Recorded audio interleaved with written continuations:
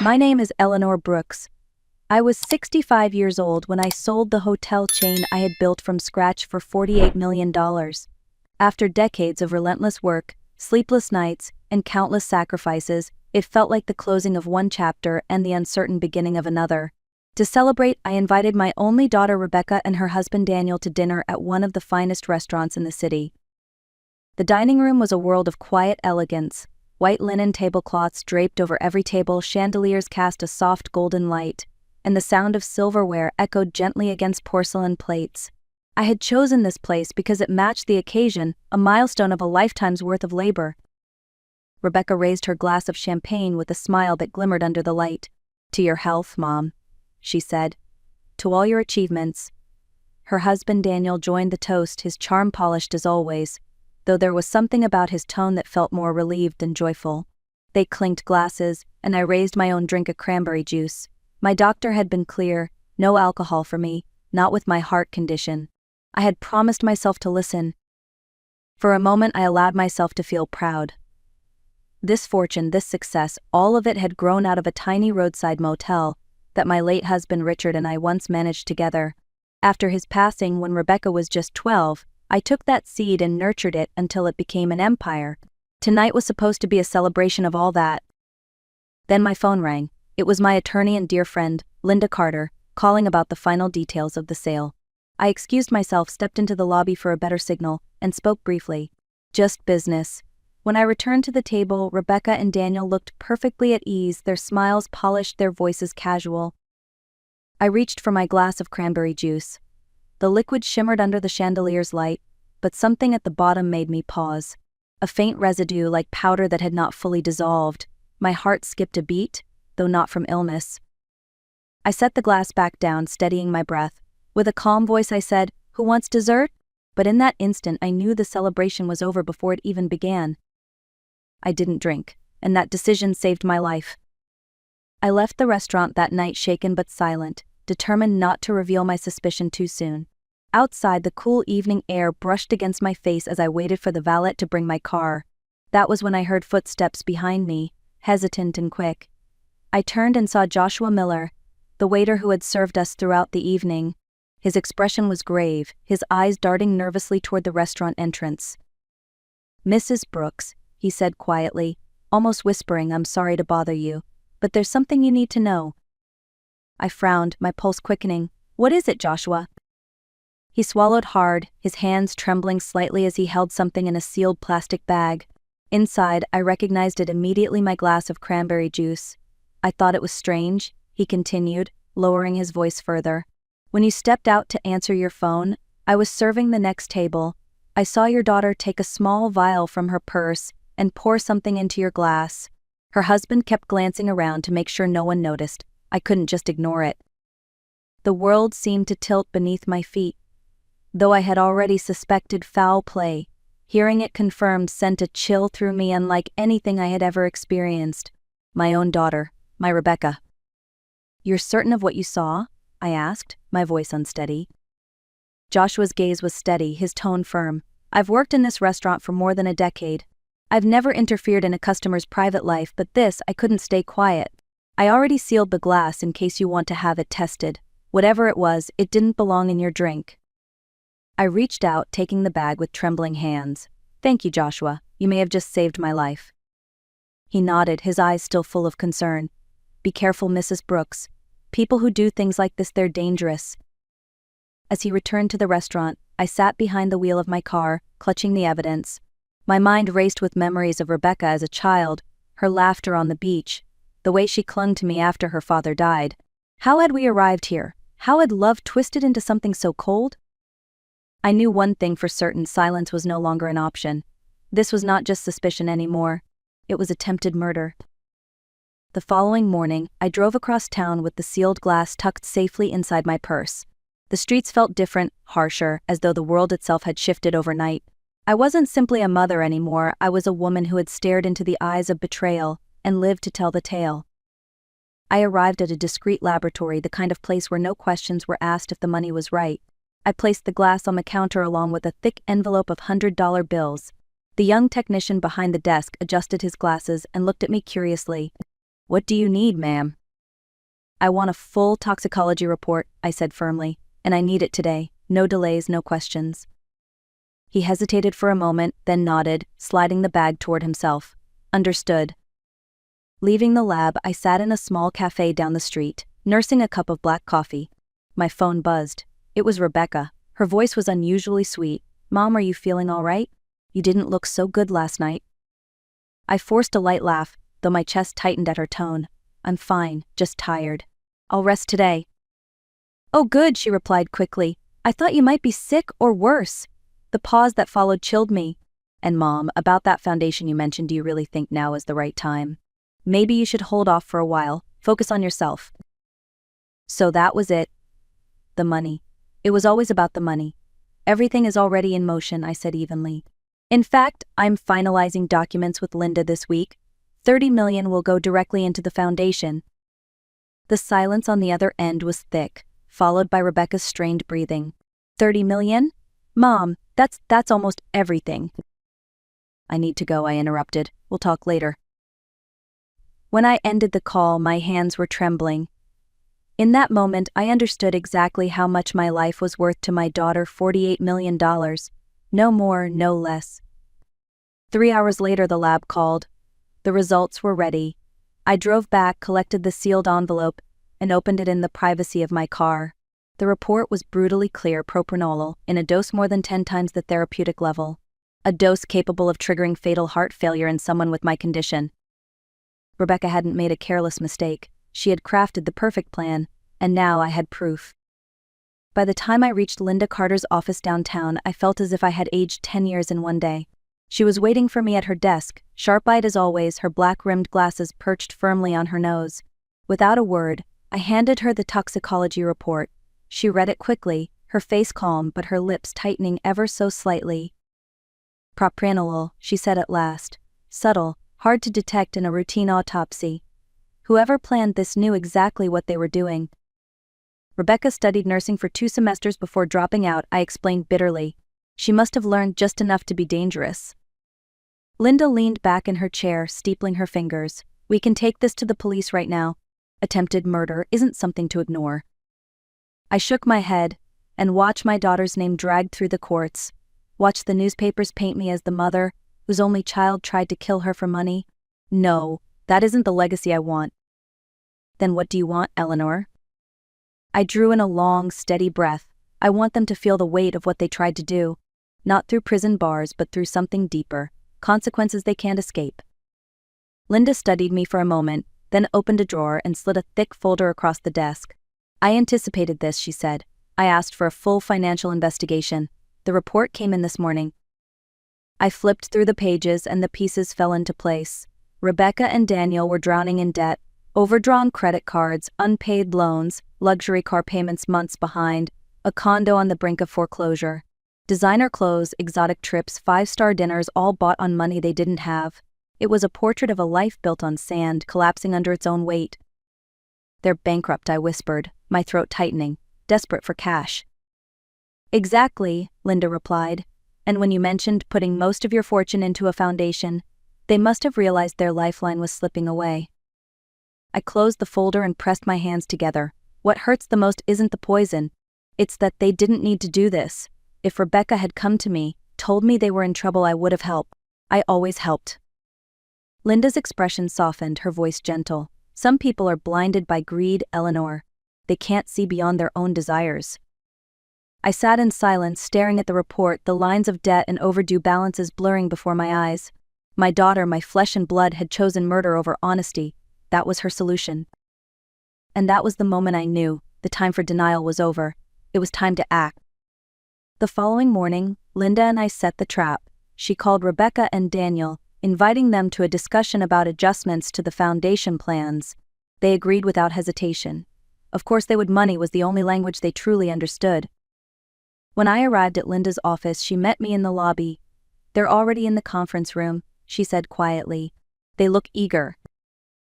They should be, I replied, adjusting the strap of my purse. Inside was the toxicology report, the damning evidence of their betrayal. Rebecca greeted me with open arms the moment I stepped inside. Mom? She exclaimed, trying to embrace me. I shifted slightly, letting her gesture fall short. A flicker of confusion crossed her face, but she quickly disguised it, pulling out a chair for me instead. Daniel, in his tailored navy suit, flashed a smile so perfect it seemed rehearsed. "You look wonderful, Eleanor," he said smoothly. "We were worried about you." I sat down, keeping my expression calm. It's amazing what a good night's sleep can do. Linda opened a folder on the table, her tone professional. "As you know, Eleanor originally intended to allocate $30 million to the Richard Brooks Foundation. However, she's reconsidering. That's why I asked you both here." Rebecca's eyes lit up, her lips parting with hope. "Really? Mom, that's wonderful. I was worried you were rushing into something too big." I raised my hand to stop her. "Actually," I said softly, "I realized there are things more important than I imagined. Things that only become clear when you're standing at the edge of death." The room fell silent. Daniel shifted in his chair. Rebecca forced a nervous laugh. "Mom, you look fine. What do you mean?" Without answering, I reached into my purse and slid the toxicology report across the table. The folder landed with a soft thud. "Do you know what this is?" I asked. Rebecca stared at it but didn't touch it. Daniel's face paled. "It's a lab analysis of my cranberry juice," I continued, my voice calm, almost clinical. "It shows a lethal dose of propranolol. Enough to stop the heart of someone with my condition. Enough to make my death look natural." The color drained from Rebecca's cheeks. Daniel's forehead began to glisten with sweat. "Mom, this isn't real," Rebecca stammered. "You can't believe." "The waiter saw you," I cut in. "Joshua Miller. He saw you take a vial from your purse and pour it into my glass while Daniel kept watch. He gave me the glass himself, sealed and preserved. He has nothing to gain from lying." Rebecca's eyes widened. She opened her mouth to speak but closed it again. Daniel finally broke the silence, his voice shaking. "Even if that's true, do you really think anyone would believe a waiter? Or some lab report that could have been forged?" Linda's smile was cold. "That's why we had a private investigator dig deeper. We know Daniel searched online about propranolol overdoses. We know Rebecca purchased the drug at a pharmacy across town under a false name. And we know you owe over $2 million to creditors who are running out of patience." Rebecca's mask finally cracked. Her tears came suddenly, rolling down her face, her voice trembling. "I didn't mean it, Mom. I was desperate. We didn't know what else to do. You were giving it all away." "What about us? What about me?" I leaned forward, my voice heavy with the weight of years. "You had a choice. You could have asked me for help. But instead you tried to kill me, your mother." Rebecca sobbed harder while Daniel looked like he was about to collapse. The silence in the room was suffocating. I let it stretch before I spoke again. "You have two options," I said firmly. "Option 1, Linda calls the police right now. With the evidence we have, a conviction is certain. You will spend years in prison. Option 2, you sign this." I nodded toward Linda, who slid another folder across the table. "A written confession. It will remain sealed in a safe. If anything happens to me, anything at all, it goes directly to the authorities. In exchange, you leave my life forever. No contact, no requests for money. You disappear." Rebecca stared at the papers through tear-blurred eyes. Daniel clenched his fists, his jaw tight. "And the debts," he whispered. "I'll pay them," I said coldly. "Not out of love, but to make sure your creditors never come looking for me. That is the only mercy I'll give." A long silence followed. Finally, Rebecca reached for the pen, her hand trembling. "We have no choice," she muttered. She signed her name. Daniel followed, his signature scrawled with defeat. As Linda collected the documents and sealed them away, I felt no triumph, only emptiness. The family I had devoted my life to was gone, not with a death but with signatures on a page. When Rebecca and Daniel walked out of Linda's office that day, it was as though the air itself grew lighter. Yet inside me, the weight was unbearable. I had spent decades building a life for my daughter, and now that bond was severed beyond repair. The silence they left behind echoed louder than any courtroom sentence ever could. For days afterward, I moved through my house like a ghost. Every corner reminded me of Rebecca, her childhood photos, the seashells she collected on a beach trip when she was 10, the drawings she once taped to the refrigerator. I had believed that every sacrifice, every sleepless night spent working, every choice I made was for her. And still she chose greed over love. But despair is a dangerous place to live. One evening, as I sat at my kitchen table staring at the toxicology report for the 100th time, I thought of my late husband, Richard. He had always believed that our success should serve a greater purpose. He used to say, "Eleanor, wealth means nothing if it doesn't change lives." The next morning I called Linda. "I want to go forward with the foundation," I told her. "Not just as a name on paper, but as something real. A children's home, scholarships, a legacy Richard would have been proud of." She didn't hesitate. "I'll make it happen." And so I poured my energy into creating the Richard Brooks Foundation. I reviewed proposals for shelters, scholarship programs, and training centers. Instead of pouring myself into Rebecca's endless demands, I now poured myself into children who had no one, young people who needed a chance, families who had been overlooked. It didn't erase the pain, nothing could. But it gave my grief a place to go. The betrayal had left a wound, but the work of the foundation was the beginning of a scar, a sign of healing, proof that I could survive. For the first time in months, I felt something stirring inside me that wasn't anger or sadness. It was purpose, a quiet, steady purpose. And I promised myself I would protect it, no matter what shadows from the past tried to take it away. It was nearly 6 months later when the next twist in my story arrived.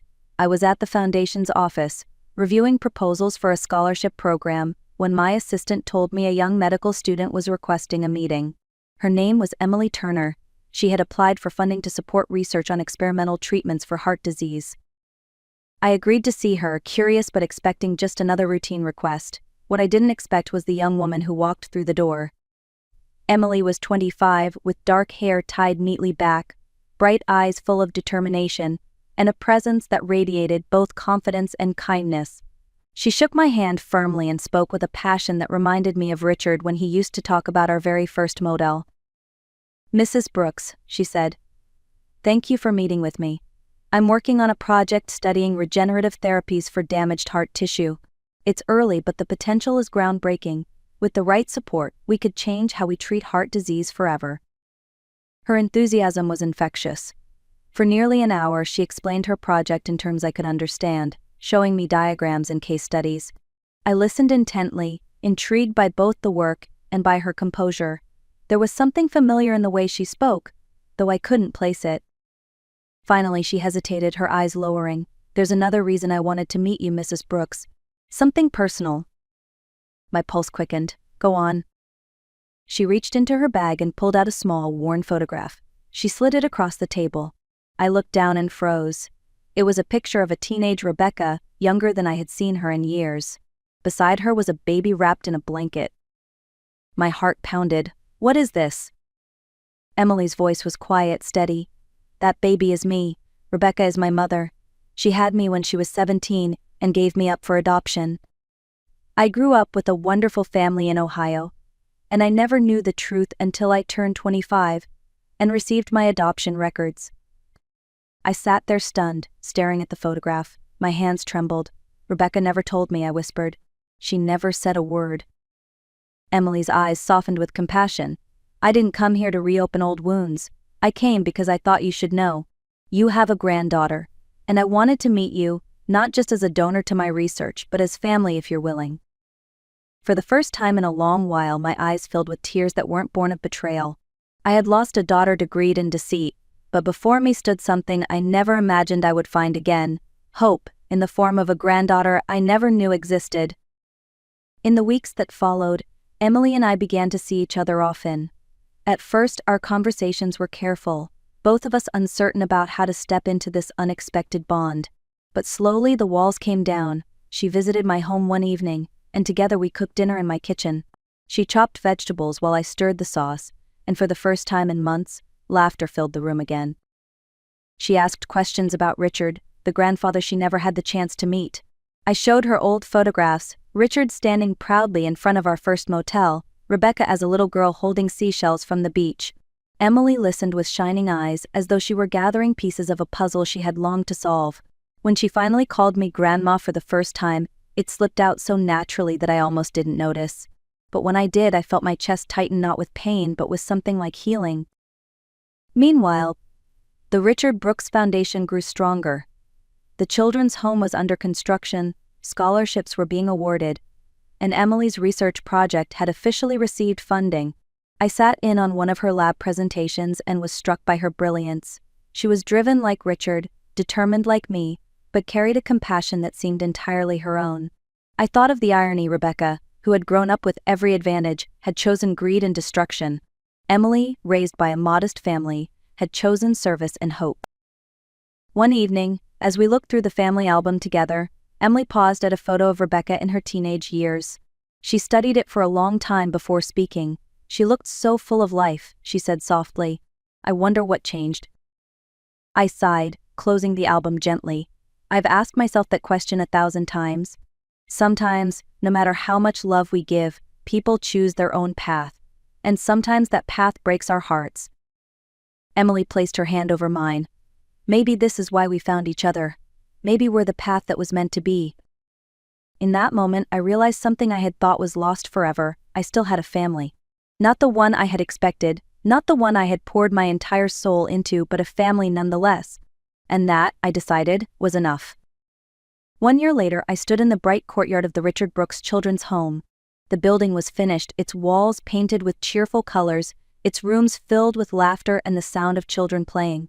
On that morning, balloons hung in the air, and the ribbon-cutting ceremony marked not just the beginning of a shelter, but the beginning of something far greater, a legacy born out of heartbreak. As the mayor gave his speech and the crowd applauded, my eyes wandered to Emily. She was speaking to a group of volunteers, her white lab coat still draped over her shoulders from the research lab. She caught my gaze and smiled, and for the first time in a long while, I felt whole.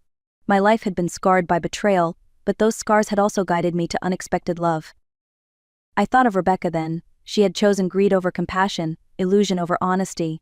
The daughter I once knew no longer existed, and I had accepted that truth. But through Emily, through the children now running freely in the garden, I had gained something even more powerful, the chance to build a future out of ashes. Standing beneath the shade of an old oak tree on the property, I whispered to myself, "Sometimes the poison meant to kill us becomes the seed of a new beginning." And as I watched the children laugh, I realized the greatest revenge was not anger or punishment. It was creating something beautiful, something lasting, in the place where pain had once lived. So here is my story. If you believe love and compassion can transform even the deepest betrayal into hope, I ask you to share it. Like this video, leave a comment telling me where you're watching from, and help these lessons travel farther than I ever could alone.